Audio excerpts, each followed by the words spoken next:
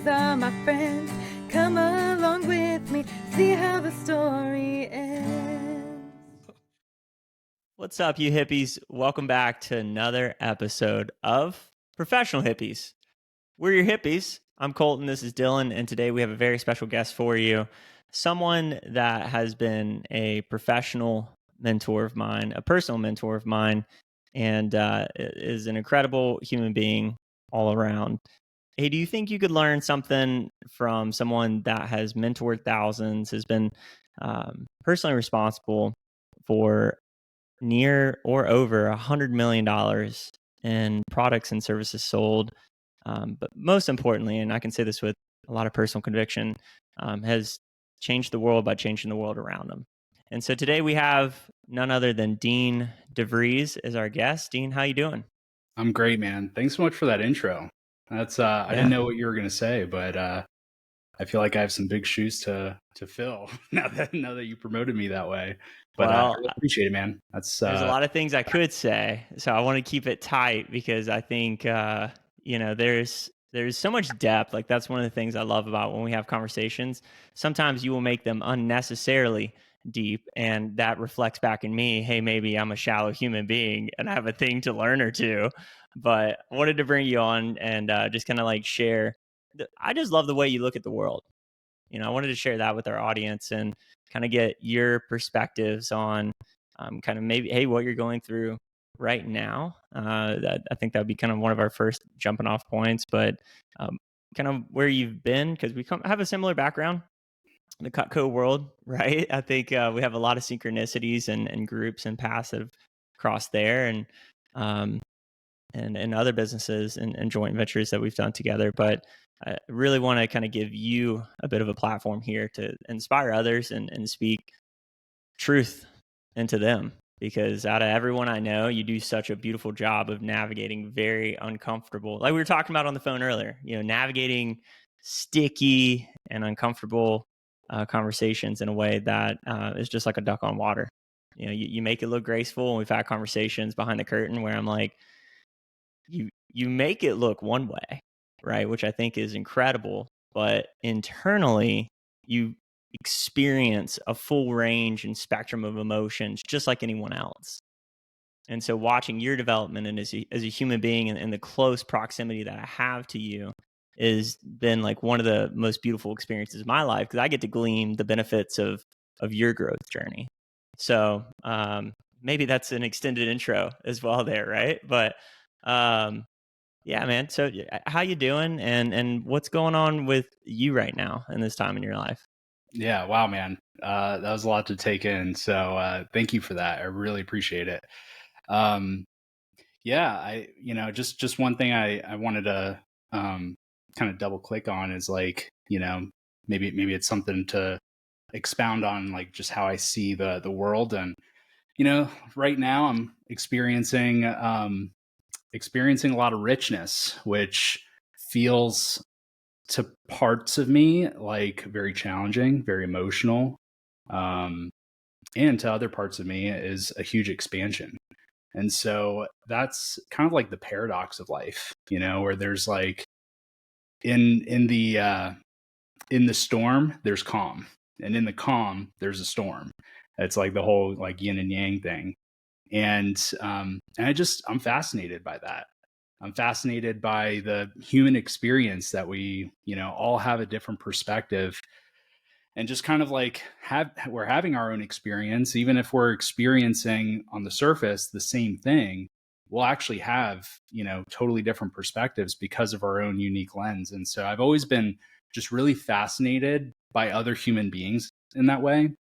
But it's also helped me to really just like get clear on what's my lens, how am I looking at this?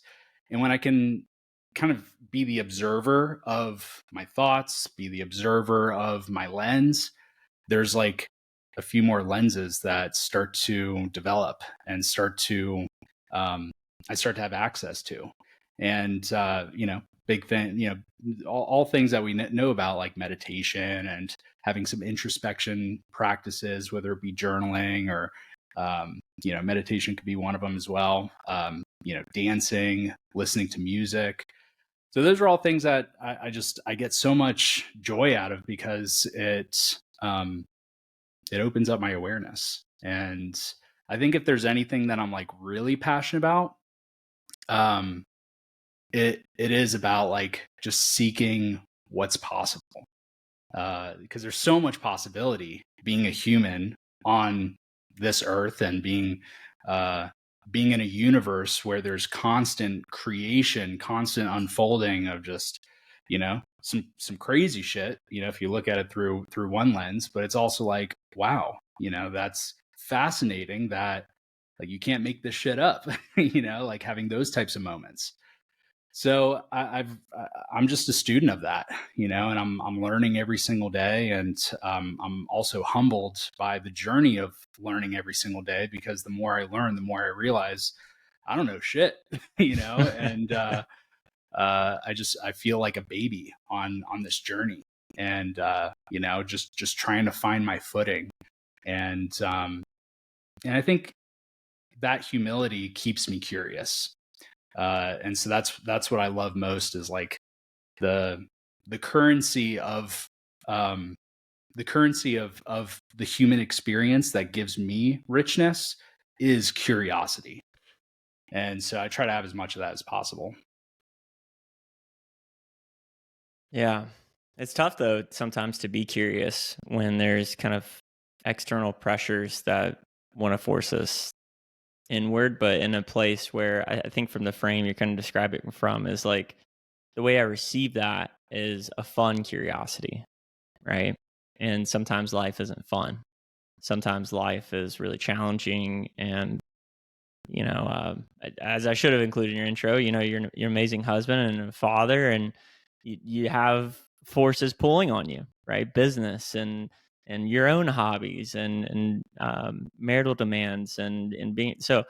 When that starts to break down, what do you do when you feel like, hey, I'm not turning to curiosity in a way where it's kind of peeling things back and looking at it for what it is, but like I'm looking at it in a haze, and I'm trying to get curious, but I'm confused. What do you do then? Yeah, I mean, I think it would be actually pretty boring to just be in this like this stable state of curiosity all the time. I think it's actually those moments that actually bring the most awareness, because yeah, I mean, we're all human. We all have our triggers. We all have our judgments. We all have the challenges and the life situations that are like, what the fuck? Why is this happening? Trust me, I have those moments for sure. But those are actually the moments that instead of giving that thought all of the power and allowing that thought to take me where it wants to go, to just take a step back and just be like, without judging the situation, that's fascinating. What just came out of me? Look at all this fucking anger that just came out of me. Where is that coming from? What do I believe, either consciously or unconsciously, that this experience that I'm having is butting up against my belief that's causing me to be in a state of fear? And fear is, at least what I'm learning about myself and what I've seen with others as well, is that it oftentimes, like, fear is at the basis of like most of the negative emotions. But fear feels like a powerless, like a weak emotion, to our personality and the way that we look at the world, maybe the way that we were raised and the beliefs that we hold. And so a subset of fear, or an expression of fear, is anger.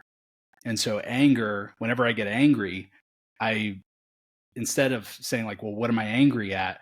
I try to remember to go a level deeper and say, what am I afraid of? And that if I bring curiosity to that, then I start to really become more knowing in myself. And what I find isn't always pretty, by the way. And that's according to my own judgment, which if I start to, I mean, we can go really deep down a rabbit hole here. And I'm like, literally why you're here. So go for it. yep, yeah, I guess we're here. So, yeah, and this is something that I've really been practicing, especially over the last couple of months, is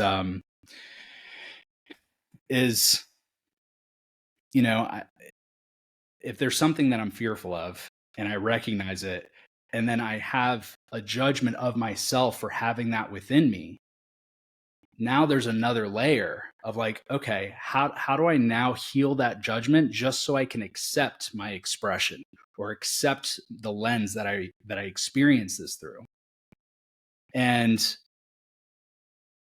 it's so crazy, man, because like when you start to really be introspective at that level and really start to like get more curious, and it's hard to be curious about something and judge it at the same time. It's kind of, they're two different energies. You're either this or that. And so when I'm in that curiosity and I find something that that brings out judgment within me, it's taking a deep breath and just continuing to get curious and finding the perfection in that. One of the beliefs that I feel like have really supported me in my successes and also my failures is seeing the unfolding of everything that happens around me, and everything that's happened in the past as perfect. Not saying that there's things that I didn't like, not saying that there's, that I'm totally happy with, like I wouldn't change a thing. It's not that. It's about recognizing that, God, the universe, whatever higher power you want to call that universal mind, that infinite mind, that kind of is the creator of all this, is the engineer of everything that we experience and everything that's within us. Just recognizing that there's a definition of perfection that is beyond my own egoic definition of perfection. Because if we ask like, what is perfect, we're always going to, look at it through our own lens. Well, that would be perfect for me and my, my safety or my significance or my certainty or, my receiving love and connection. But if we adopt a different level of what perfection actually means and just simply state that perfection is everything that has been and everything that is unfolding, then it's kind of like, all right, well, I'm not going to give it power over my emotions. I'm not going to put myself in a situation where I wish that it wasn't so, or I wish things would have been different, or I regret, this experience, or, I regret that this happened, or I'm pissed off that this happened the way that it did. That just doesn't serve us. Logically, if you think about it, we're just not in a state of creation when we're harboring those types of outlooks. So yeah, I've just really been, practicing for a while that everything that happens, everything that has happened exactly the way that it should have, and it couldn't have happened any other way because it didn't, and therefore it's perfect. So that's an outlook on life that is challenging to embody, but it's not about embodying it all the time. It's about remembering that in the moments that that are taking you away from being in your power.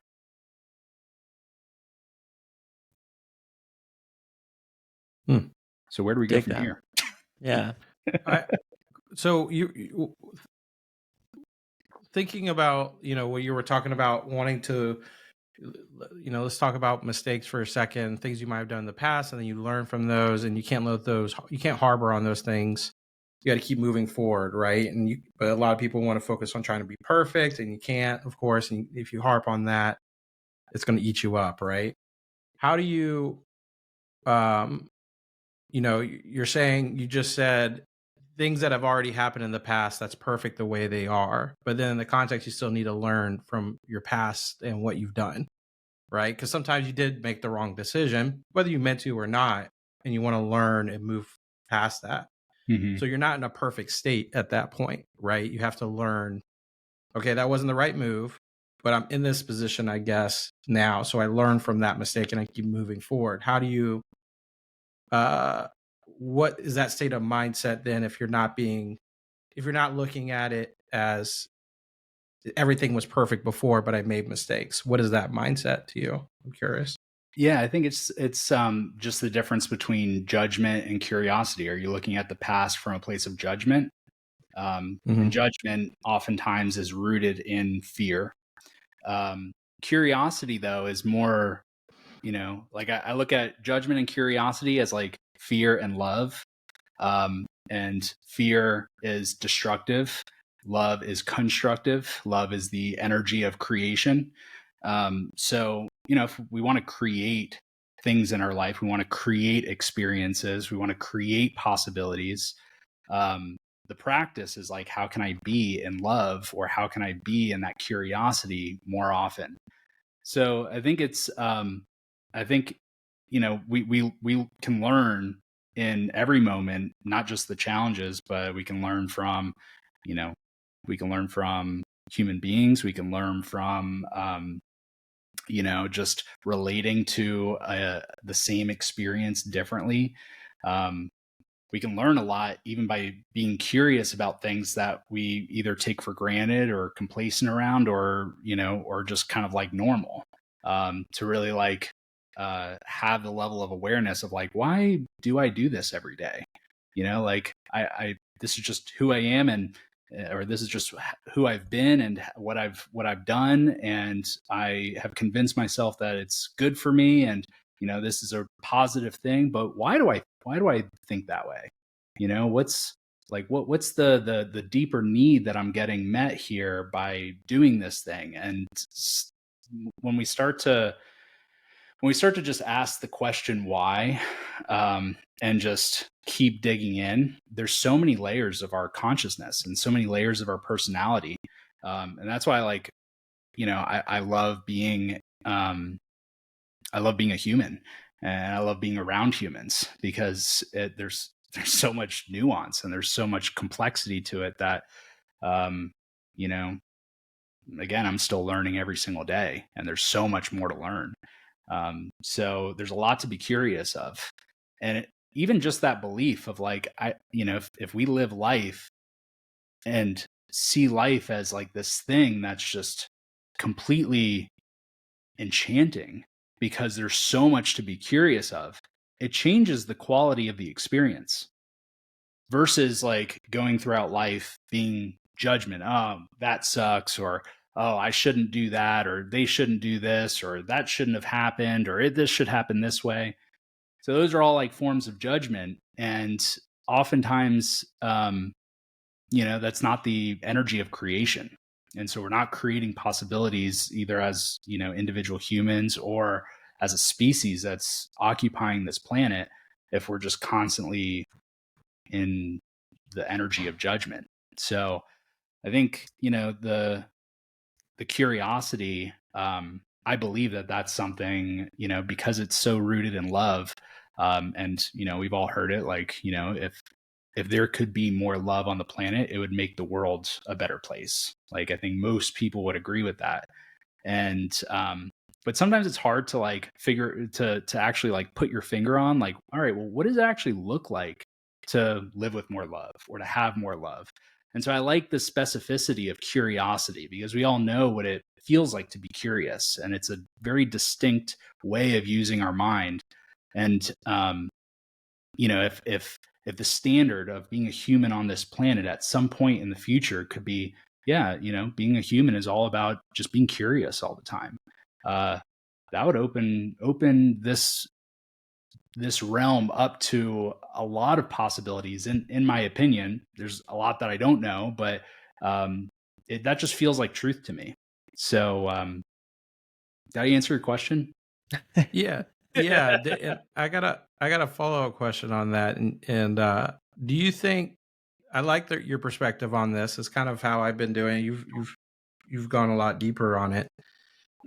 Do you think religion is the easy way out of getting out of curiosity for a lot of people? Because I feel like to be in that realm of curiosity means you can't have an answer to all of your decisions, and a lot of people use that as a crutch. And they use that as like, oh, this is what it is. Oh, this is what's causing it. Da, da, da. Instead of being like, no, let me figure out what is causing that. Like you're saying, curiosity, instead of pushing that off to something, a higher power elsewhere. Yeah, that's a really good question, man. And a couple of things come up for me when I think about like how I've related to religion and how I've seen other people relate to religion. And it is one of those things that gives us certainty, you know? Like if I just know that everything in this book is the truth, then I don't have to, I don't have to live in the uncertainty. But I think that's, I think uncertainty, I always go back to like Tony Robbins, and I know he wasn't like the originator of this, but the 6 human needs where we need certainty, but we also need variety or uncertainty. And, if we want to live a life of possibility and uncertainty are the same fucking thing, at least from my vantage point. Like if I knew that my future was going to look a certain way, there's no room there for possibility because it's just all there is certainty. Mm-hmm. So I think that I'm not like, super religious necessarily, but like I do know that I remember having one of the reasons why I'm not religious, I'll just tell you the story. One of the reasons why I'm not religious is because I had an experience when I was a young man, and I was dating a girl that was like obsessed with religion. And she was religious. Super religious. Yeah. Very religious. And it just like I felt my I felt my spirit almost get just like turn down the volume on it, just like trying to adopt. And I was also like, I was in love with this girl. I was like, I'll do anything for you. Okay, yeah, I'll get into the religion thing. And, I was trying it on all different ways, and it just, there's something about it, and not necessarily saying that it was the religion's fault. It was, my experience at the time, the way she interfaced with me, and, the level of influence she had on me, just wasn't fitting. And so I'm so glad I had that experience, because it gave me an opportunity to choose to trust myself. Like, man, I thought I really liked this girl, but like, I just don't think I could do this for an extended amount of time. So yeah, that's exactly. And I had so a similar experience. That's funny. Yeah, me too. Actually, it's amazing. Women lead to Jesus. I'll tell you that. Totally, man. Well, yeah. What's y'all's experience of that? Very, very something similar. Just very religious. Very like, I'll do what it was. It was not, it was going from Baptist to Catholic. I grew up. I went to a super private Christian school from K4 all the way through senior year.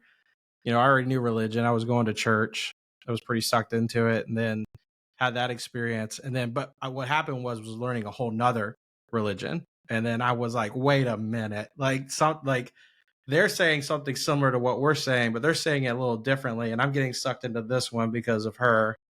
And then realizing like, wait a minute, I started breaking down the religion of both sides in my mind, and then kind of had the same experience of like, I can't do this forever like that. And it broke down, and then went off to college. And once I went off to college and broke out of that bubble, I just realized like, oh, this way more than what I've been taught, but it definitely started there for sure. Wow. Yeah. And the cool thing about though, like I can only speak to Christianity is because when I got into the church, it, the good it did for me was, definitely outweighed any sort of negative connotation, right? Like I was 11, 12, had a crush, something like that. And the girl was like, you should come to like a lock-in or something they were doing at the church, the youth Church group. lock-ins. Yeah. And I don't know. I was just so infatuated. I remember those. Right. Yeah. I was like, whatever. Okay, cool. And so I assimilated, okay, the more I'm into church and Jesus, the more she might like me. And that was the launching point. And then at a certain point, I was just like, no, I'm just really into church. The certainty provided. And I still remember to this day, it was a Baptist church. So we eat good when we go Baptist. That's how we do it. Good food, right? I remember the first Sunday, I guess it's after morning church, before evening church, and they do like kind of a brunch situation, sitting down with this family and not seeing like dinner plates thrown, not hearing like a married couple scream at a level like 9 or 10 at each other and like trying to degrade. That was what hooked me, was this feeling of love where I was like, I'd never felt that in a family environment my whole life. And so from there, the thing you mentioned, Dylan, that kind of like circle back to the curiosity, like theology was what really hooked me into religion, being curious inside the context of religion. But once you get outside of the bounds of theology, where it's like faith is kind of the mortar for the bricks, right? Like everything's certain in fixed positions. So like faith is what's kind of carrying you through that ebb and flow of your curiosity. Once you're outside the bounds of what can logistically or logically be answered, then you're in no man's land, right? So that's when I started going to other churches. Like I went to a Kingdom Hall. I went to, non-denominational, Pentecostal, Catholic, like trying to find, I was like, all of you guys are saying different answers, right? And so it wasn't until probably 10 years after that or so where I like all kind of came full circle for me, where it's like, oh, we're all talking about the same thing, just certain people and constructs maybe were set up to take advantage of that certainty in a way. It's one of the ways that, I mean, it's kind of the main way I see organized religion playing a role at scale, is like people need leaders like power, and power has an effect in society, so curiosity inside religion is kind of a quirk in itself, isn't it? Yeah. That's a really good point, man. Yeah. I mean, a couple of things that you brought up are like, the role that religion plays in our world, to instill core values. I think that's a really positive thing. I think like, most religions is, I'm familiar with Christianity mostly. But like the Christian values are rock solid. Like you live your life in that way. Yeah. You're going to have, a pretty damn good experience. So, there's that piece. But I really like what you said about faith. Is faith is, the way I relate to faith is like the muscle of trust. It's like how we exercise the trusting in the uncertainty, trusting in the possibility, trusting in, the unknown plan that we're not privy to, but we just have to have faith in it. We just have to trust in it because it's going to be exactly what it's supposed to be. The perfection in the Holocaust. Yeah, I mean, that's we went there, and actually, yeah. Let's dig into that. Obviously, there's shit like that that's just horrifying. That's just like, what the fuck? That's and there's things that are happening right now with wars and just like the way that there's different perspectives, and that it's wild to see things like that bubble up and unfold in this reality. But if you could take a step back, not saying that it's like, not saying that the stance is like, hey, yeah, that should happen. Like, of course, there's a part of all of us that's just like, fuck that. That really sucks. But that's also like where we can get curious is like, okay, what's that part of me that I can become aware of? Like, what is that actually triggering within me? Understanding that this whole reality is an unfolding of perfection that's outside of my control. Like, there's nothing I can do to change that or to control it. But what can I observe within myself and make a conscious choice of like, is that a belief that is in resonance with the way that I want to live life, the way that I want to experience life?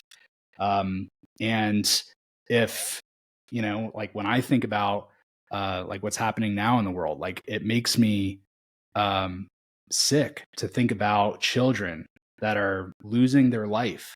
Like, especially being a father, like hope that hits really deep. And the way I relate to that is not from a place of like, I'm going to let this ruin my day because this is all I can see and this is all I can obsess over.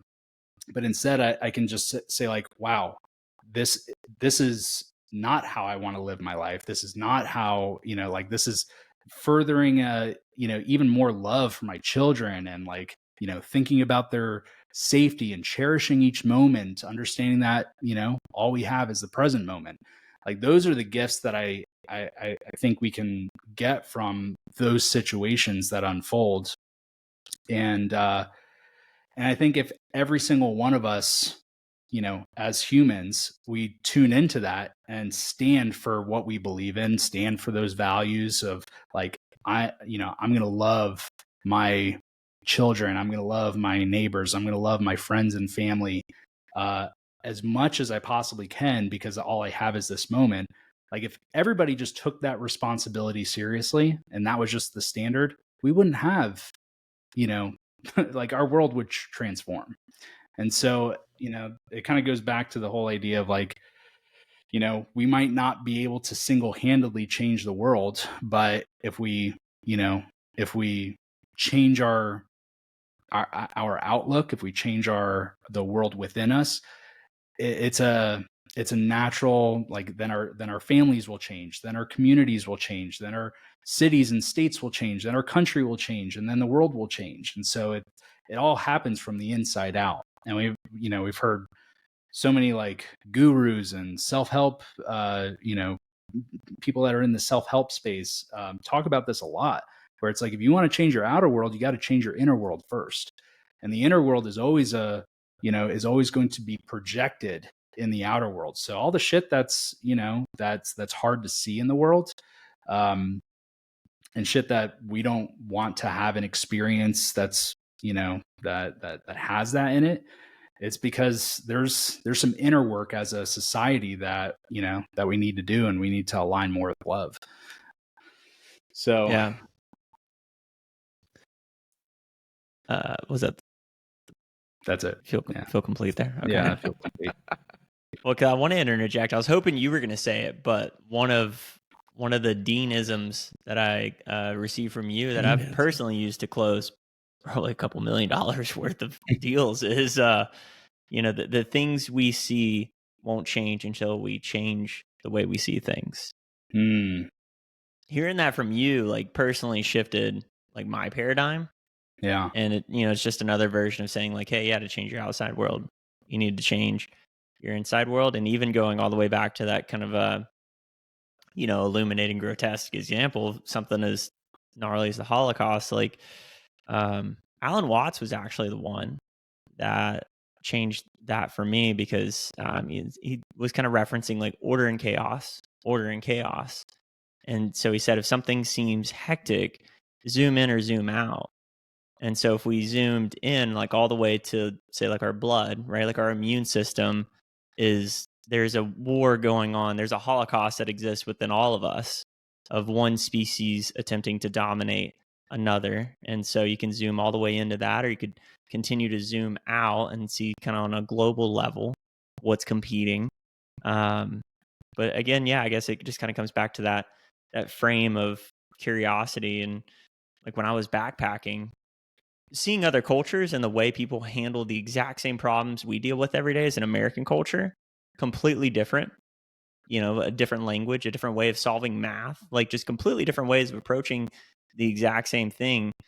One of the things when you were expressing that came up for me is like if more folks were willing to be educated, not in just a traditional sense of reading books, right? But kind of the state of mind of being open to receiving information, then I think that would eliminate a lot of problems in the world. But you have some people that are pigeonholed, like maybe it was a conversation that we had or had with another mentor, and they brought in heroin to the conversation. And I was like, okay, where are we going with this one?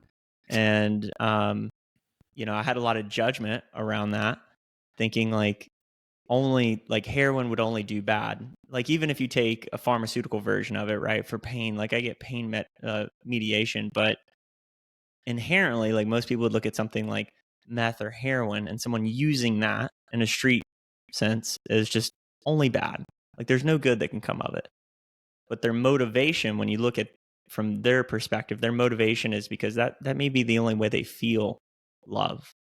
And so they're willing to do anything they can to feel love. And if that means taking from you, they're really acting in the interest of trying to feel love.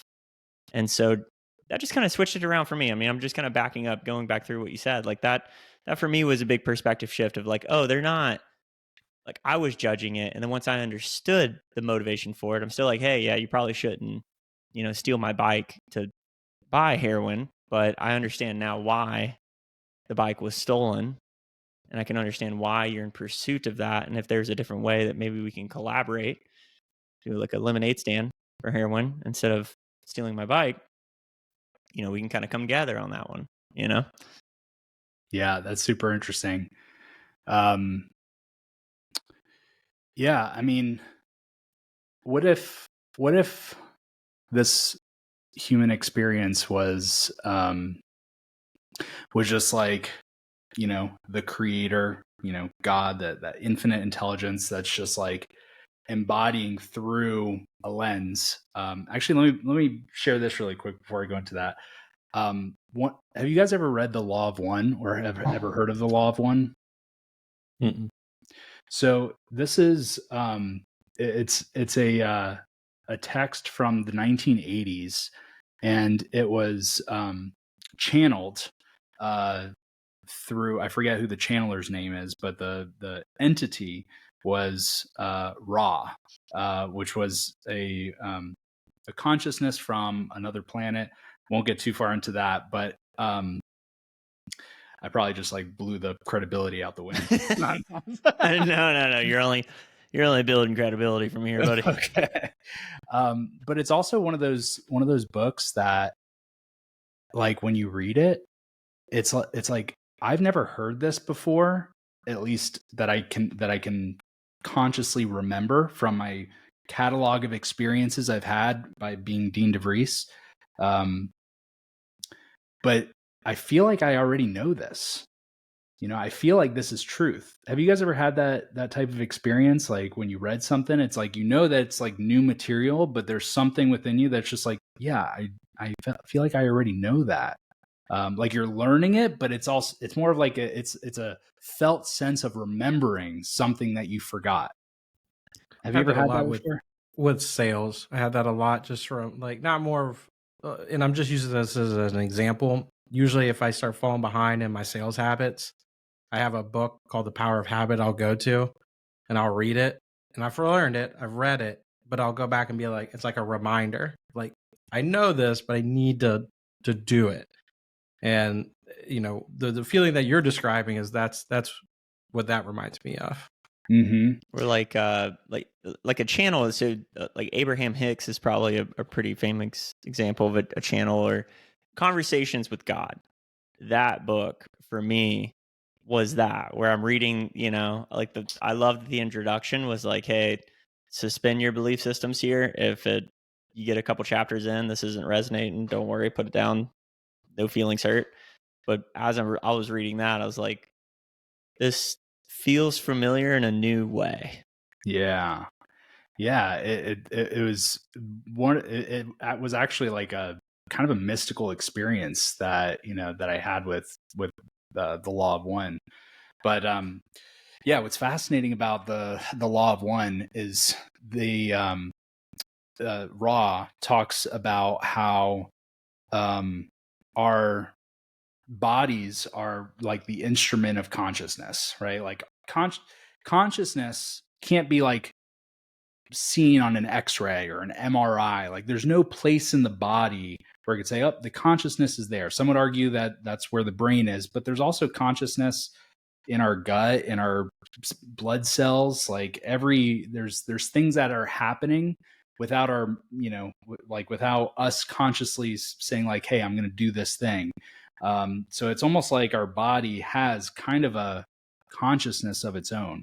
But it is part of our consciousness. So it's like, it talks a lot about how consciousness is kind of like expressed through, the three-dimensional body. And we all come from one source, right? Like our consciousness, it's almost like, it didn't describe it this way, but the way that I received it was like, imagine that we were just like, we had this Bluetooth connection to like this to the one infinite mind of God, and we were just sending signals back and forth, but what we were doing is we were experiencing our creation. If we take our own personalities and our own egos out of it and just say like, okay, if that's true, then I am an expression of God. I'm maybe God's fingernail on the pinky, and then Dylan, maybe you're on the ring finger, and then Colton, you're of course the middle finger. But like, Obviously. imagining that we're just like these different parts of God that we're experiencing itself as as the creator, but also as separate, which is part of the kind of the they call it third density, or the third dimension. The third density rules are that you have to forget that you're God. You have to forget that you're a spirit that's having a human experience, and you have to kind of almost be tricked into thinking that you're separate. That's the whole idea of being a human. And when you're tricked into being separate, then you start to see things just from one perspective, and it creates a really interesting experience called life on Earth. And that's God's way of experiencing itself, because the whole, and I think like most people would have a similar experience of like, when you ask the question to yourself, who am I? It's a fucking deep question. Who am I? Like beyond, what my name is, or what my job is, or where I live, or how many kids I have, and, who I'm married to. Like, who am I is one of like, it's probably the most powerful question that can exist for us humans. And so if we're made in the image of our creator, maybe that's the question that informs possibility throughout everything that we're experiencing. And we're just experiencing it as the fingernail, but we forgot that we're actually the fingernail of the thing. And this like, I love believing that, and who knows if that's true or not, but it just feels good to believe it. But what I love about believing that is that I can see, you, Dylan, and you, Colton, across from me, and I can see you as God, and I can see you as like, we're the same. And then it starts to like, it starts to bring a whole new meaning to like doing the work on ourselves. And this will tie back to kind of what we were talking about earlier about like why I'm, just really curious about my own self-discovery and what's within me, is because if I can stop resisting parts of me that I'm either unconscious to, or that I have judgments around, then I'll stop judging you for that. or I'll have more compassion for you. And so if I can do it within myself, and I can love myself fully, if I can trust myself fully, if I can, cherish the moments with myself fully, then I can cherish the moments with anything else, because it's all a reflection. It's all a projection of the same thing. We just are, kind of, we're in this illusion that we are separate, but we're actually not. And again, I think that's like, that is what I believe Jesus was trying to teach us. And it's not explained through that, through like in the Bible that way, just, maybe because it got lost in translation from, a very primitive language that it was spoken in. And it was just kind of a game of telephone. And it's hard to kind of like encapsulate that with language. But like, what if that's what everybody was trying, all of the ancient wisdoms were trying to teach us? Is like, hey, yeah, you forgot, and we're going to try to help you remember, but we can't just like make this easy for you. So we're just going to give you some breadcrumbs along the way. And hopefully you're curious enough to find those breadcrumbs and start piecing it together so that you may be able to remember a small slither of that, which will then just get you to the next, whatever the next thing is after your life is done here. That's ancient civilization was like, we don't have the answers, but these little tiny things do. Yeah. Crunch them Take up. this. Really, do when he said that, like, who am I? I like literally pictured, there was one experience that Dylan had with you at a music festival, but it's a kind of a common theme when I've had psychedelic experiences, where I come back and I have to remember what I look like after, like way after I'm like reintegrated and I see a mirror for the first time. I'm like, oh yeah, that's right. That is what I look like.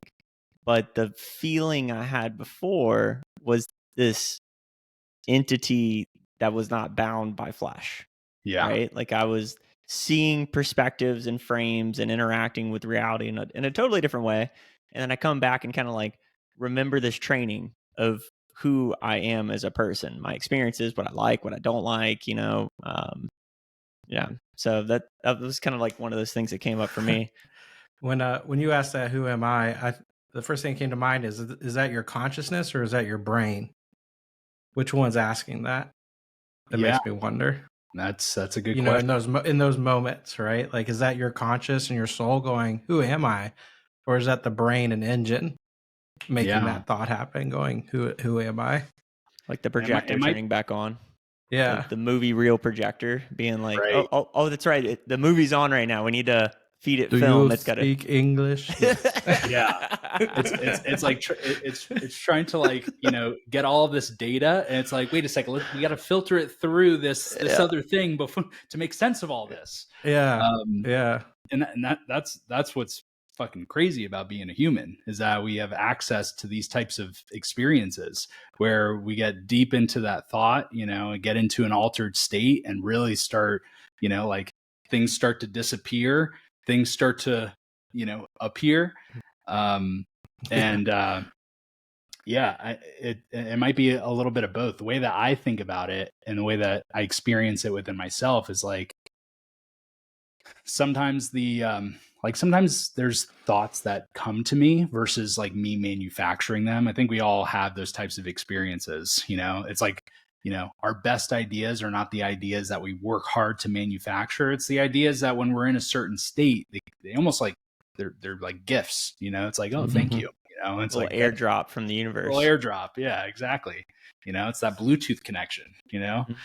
So yeah, it could be like, that sometimes in certain moments where it's like, who am I? That's like enough of a breadcrumb to then engage the mind and the curiosity. And it's like, let's use the faculties that we've been given to engage in the inquiry of who am I? And so it could be a little bit of both, but then there's also like, who am I beyond my personality? Who am I beyond my body? Like if my body didn't exist, if my experiences, if my, everything that I thought I was, or every aspect of who I thought I was, if all of that disappeared, who am I? And then you start to go into a really interesting like space of like, I'm kind of everything, I'm kind of whoever I want to be. I can be, anything's possible. And so then it just kind of like, for me at least, it just reaffirms the idea that if we are made in the image of our creator and all of creation, like we inherently are creators as well. And the whole idea of like living a life of possibility is about, how can I, how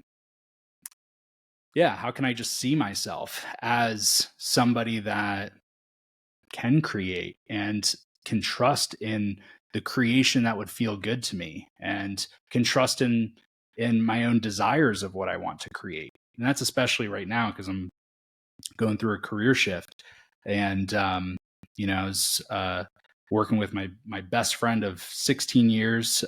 We built an amazing business together, and then it was feeling right for a long time, and then it just didn't.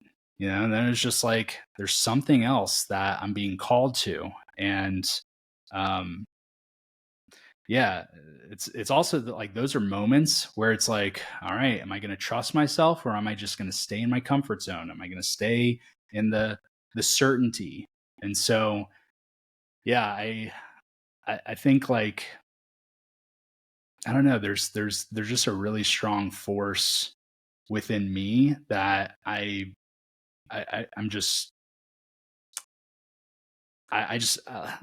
really value being in integrity with myself, and I've, as I experience more and more things, I'm realizing ways that I'm not in integrity. And so like, there's been like cleanup that I've had to do, but especially like, the decisions that are really hard, that are like, oh, man, I'm going to give this up, but like, are you going to trust it or are you not? And living a life of possibility is uncertain. And there is that role of faith, because if you don't have faith, then all we're going to do is just gravitate towards certainty. So man, I love this conversation, and there's also like so much to be curious about in all this. It was funny. You're talking about curious, and the story that pops into mind was many years ago when I was in sales, doing outside sales. So I would set a lot of meetings in downtown Tampa, and under an overpass, there was a parking garage and then an overpass. And under the overpass, they were doing a large mural on the wall under the underpass. I mean, it's one of the bigger ones in Tampa.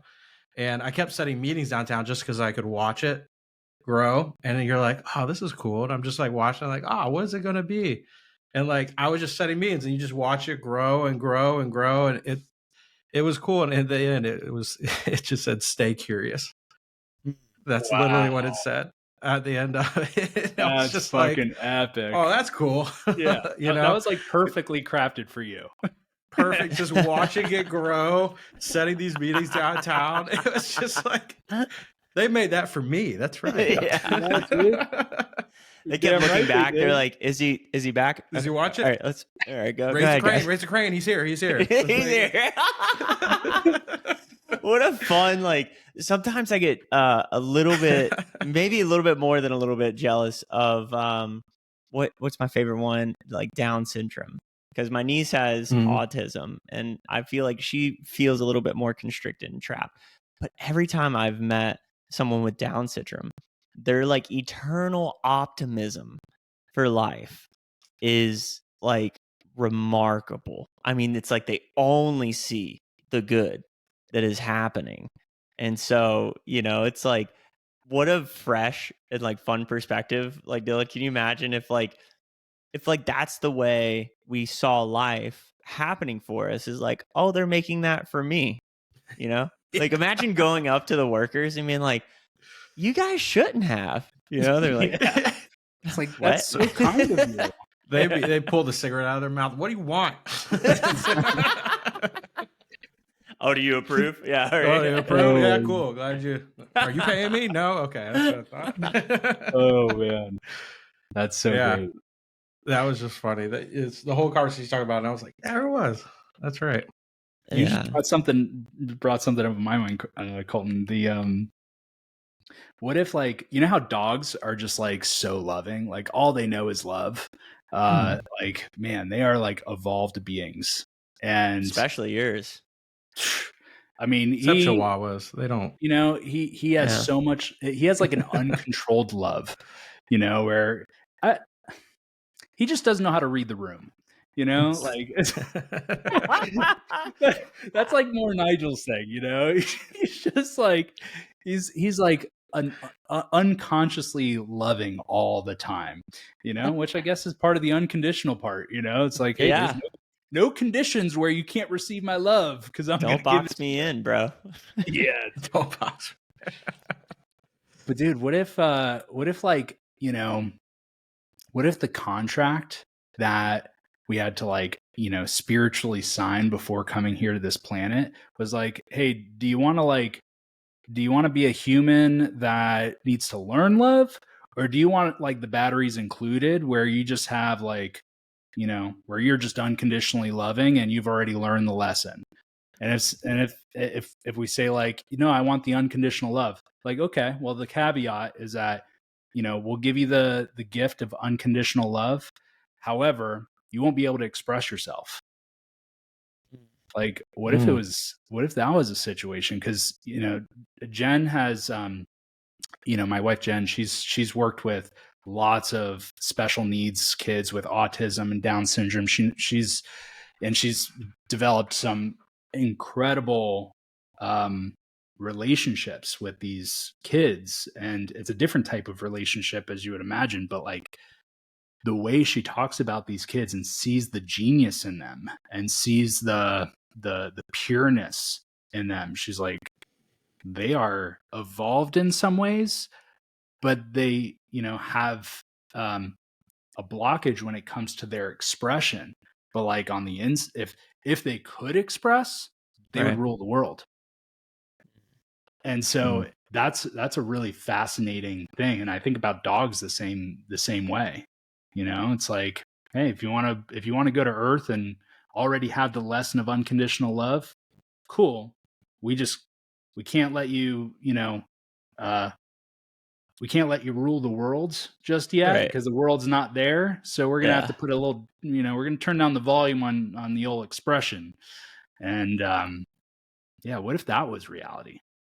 That would be a bunch of Elon Musk running around at that point. Yeah. The world's like, whoever the high bar is like, we can only have one going around right now. One at a time, guys. You know, you got to get Shane line. Gillis has a great bit on that too. By the way, if anyone ever wants to know, Shane Gillis, a comedian, his brother has Down syndrome, and he talks about that. He's like, best guy in the world that I know. He goes, he never has any problems. He loves John Cena and titties. That's what he likes. He's like, he never sad at any moment. He goes, you do like this, you'll get it back. Don't worry about it. That's wild. He's got That is kind of funny to think about if we were in like a dealership room for humans as a soul, and they were like, you know, like different attributes and qualities. The only part where I get thrown for a loop on that one, because I have attempted to polish a very similar thought before, especially in altered states of consciousness, is back to kind of like the population lottery. Like, it's easy, I think, for 3 white men in America to have this conversation of privilege, where I get thrown for a loop and quite frankly, like a frame of reference and a perspective that I can't hold because I don't live that experience, is wondering, for some of these souls, for a lot of these soul contracts, what in the dealership, they're like, you want to, hey, you had a great go the last time as Mother Mary. You want to be a slave? You want a generational oppression? Like that. And it's like, does the soul go like, yeah, because I'm inclined to kind of believe like from that Conversations with God book, like that was one of the things similar to what you're saying, like God's fingernail, like the different slices all kind of pointing back to the source, right? And wanting to experience these totally wicked and wild different frames of experience, that it would just be weird to be in like the Tesla dealership of consciousness and just kind of swiping through models and being like, yeah, I like him. Bigger nose. Thank you. Yep, that one. I want to take that one. And just like playing out, like, is it predetermined before we get here, or do you get the model and you don't know the journey? Is the free will conversation injected in this? Do you see, before you even sign the contract, do you see the whole experience played out? There's a lot of different kind of. That reminds me of Clancy from Midnight Gospel. Like he always got like an image of like, this is what it is. He's like, he gets a little info and then he's like, all right, I'll go there. And then he gets there and it's a completely different thing than what he thought it was. That's a great example of that. Yeah. Have you seen Midnight Gospel? Yeah. No, I don't think so. What? Is it a movie? No, it's do you know who Duncan Trussell is? No. The comedian? Okay. All right. So, don't worry about that then. Go just turn on Midnight Gospel on Netflix. What he does is he takes people, he takes his podcast interviews and then they turn it into an animation. Oh, and so wow. it's one of the creators of one of the shows on Cartoon Network. What was the show of it? Adventure Time. Adventure Time. Yeah. One of the creators of Adventure Time helps him make the animation, and they add some more context into it. But like, it's an easy blanketed for you. We know you'll love it. One of the great ones. I'll give you a good one. You'll love it. Just to get you hooked on it, is there's an episode where he interviews a guy that went to prison and he learned magic while in prison and turned it into profession while in prison, and then came out of prison and he's one of like the top magicians in the world, and uses that as a context to like look at how to look at life, like of being a magician and pulling things out of air or whatever. And the whole episode is him running a ship that's ran by cats, in the episode. So like what they're talking about has nothing to do with what's happening in the animation whatsoever. That's awesome. You could probably watch most of the episodes with the kids too. I mean, you could. Nice. It's all the kids would understand it. All right, sweet. Yeah, thanks for that. That's awesome. Yeah. So, all right. So let's bring it in to Dylan. Are we ready for our billboard? Does this feel like a good spot? I think so. Yeah, I think this is a good spot. Sweet. So, Dean, we have one question we always like to present our guests with. And so here it is. What is one thing that you wish more people would ask you? Or what's one question you wish more people asked you? One topic. Like, what's one thing, you wish more people asked you? Damn, that's a good question.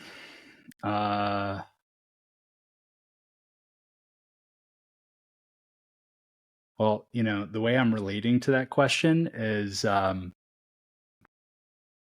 everything that anybody's ever asked me was perfect.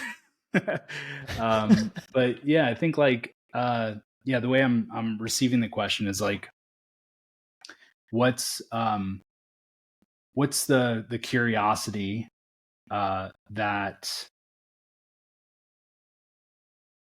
I, that would feel good, kind of quenching that curiosity. I mean, I think a lot of the stuff that we were just talking about of like,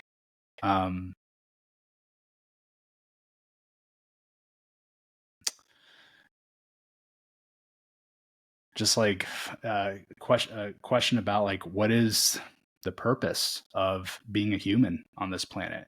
And I'm still in the inquiry of that too, so it's not that I know the answer, but I really enjoy being in that inquiry with other people, and discussing what the purpose of all this might be. And I think for the first time, Dylan, that we don't actually need to ask that question back to the guest, because I think this whole conversation has been a fairly adequate exploration of that question. I could probably sum it up. I agree. Give it. If you gotta, go for it. Yeah, the belief that that feels good to me, about the purpose of being a human on this planet and having a life is, is simply to have an experience. And, and utilizing the tools that we have of an imagination, a way of interfacing with this reality to create possibilities. And what I love about that belief, by the way, and that intention is like, yeah, what if all we were here to do is just to have an experience? It kind of opens it up to have like a little bit more fun and not stress out over things that, when we're on our last day here on this planet and we're looking back on those things that we were stressed out about, we'd be like, whoa, what was I stressing about? Like it's easy for us to get caught up in those moments, but if we could just remember like, oh, I'm just here to have an experience, and this is just part of my experience. And I get to choose, like, how do I want to respond, and how do I want to influence, and how do I want to be in this situation to have the type of experience that ultimately I want to have. So that's what comes up. Said. Yeah. I'll double click that. I'll take the easy route out and say, yeah, I agree. That feels good. Just double click on it. Yeah, I'll double click. I'll underline it. Dylan, you're gonna give highlight and bold click? that one. Yeah. Yeah. Well, what comes up for you guys? I am curious. What comes up for you guys in that question? Dylan, you got one locked and loaded on what's the meaning and purpose of being here? What's the meaning and purpose of being here? I think the meaning and purpose of being here is trying to answer that question every day. That's a good one. Yeah. If we figured it out, then what's the point of being here? But if you're always trying to figure it out, that's what keeps you driving every day. Mm-hmm. Yeah, I love that, man. That's an easy way out, but yeah. Well, I'm taking a similar easy route out by borrowing one from the Landmark Forum. And this is a spoiler if anyone's never been. But it was... Save me $3,000, please. No, it's still worth it. At least $2,000. One of the things I got from them that I adopted, and shout out to Hal Elrod. He gave me a lot of permission around stealing someone else's meanings, purposes, and adopting them as your own and kind of repurposing them. But life's meaningless. At the end of the day, so. Yeah, right. So I mean, I'm the fingernail or the middle finger, or maybe a flaccid something. Yeah, I think that I struggled with the meaning of life for a long time, and I accepted that life is meaningless, and that gave me a lot of comfort that I can choose the meaning to give it. And so that meaning can shift and change and be different colors, shapes, and whatever. And I think they gave me a lot of power in my life that nothing has any meaning except for the meaning I choose to ascribe to it. Like Fuck that. Yeah, man. That's some creation vibes right there. Yeah. Well, speaking of creation, hey, if you liked our creation, subscribe so we can show up on your algorithm more in a selfish way that will help us monetize this. And hopefully this is what we can do as a full-time living. So send it to someone that you feel like might be inspired by some of the wise words from Dean. Check us out on Instagram, TikTok. And hey, next week we have another really, really awesome guest, the owner and founder of Tricycle Day, the fastest, if not the largest, psychedelic newsletter in existence. So tune in next week if that sounds like something you might be into. If not, cool. Well, we won't talk smack about your mother. See you guys next week. Love you. See you guys.